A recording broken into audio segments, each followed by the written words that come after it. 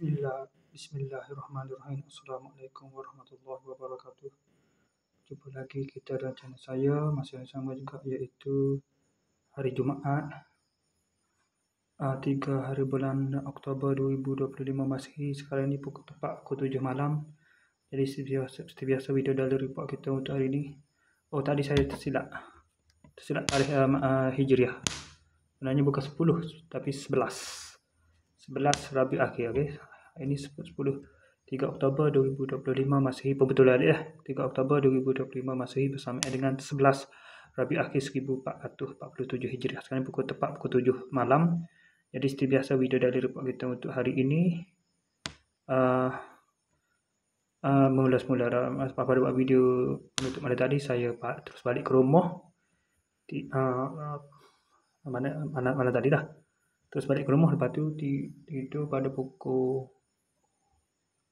3.40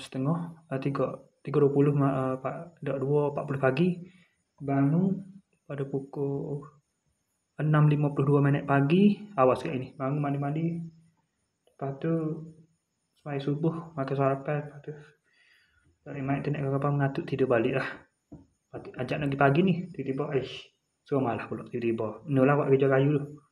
Lepas tu lepas Jumaat tu, lepas tu pukul 11.30 tu, 12.30 tu terus mandi-mandi, siap terus pergi ke masjid untuk sembahyang Jumaat. Bawa siap dah pakai hiasan untuk kerja tu. Lepas tu lepas tu, tapi nyesal lagi ni.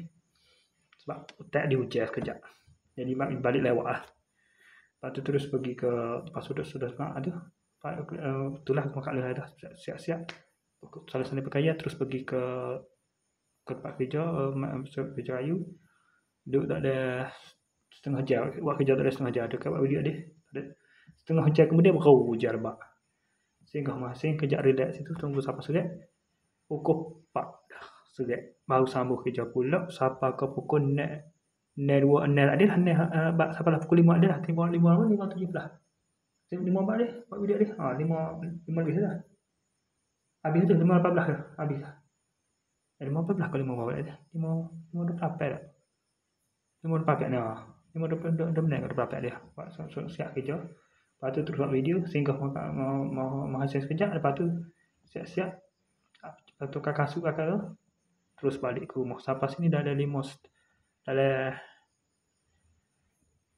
pukul sehingga makan saya lah, si bagi tu bagi anak kerja rebut apa tu kelewat tak lupa nak taruh. Lepas tu simpan ke rumah bagi tu lah. Bagi lain tu simpan makan saya. Lepas tu pukul belah dia.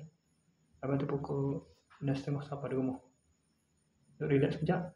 Pukul 6.40 mandi-mandi, semaya asar. Lepas tu relax sekejap. Pukul 7 saat ni terus buat video ni.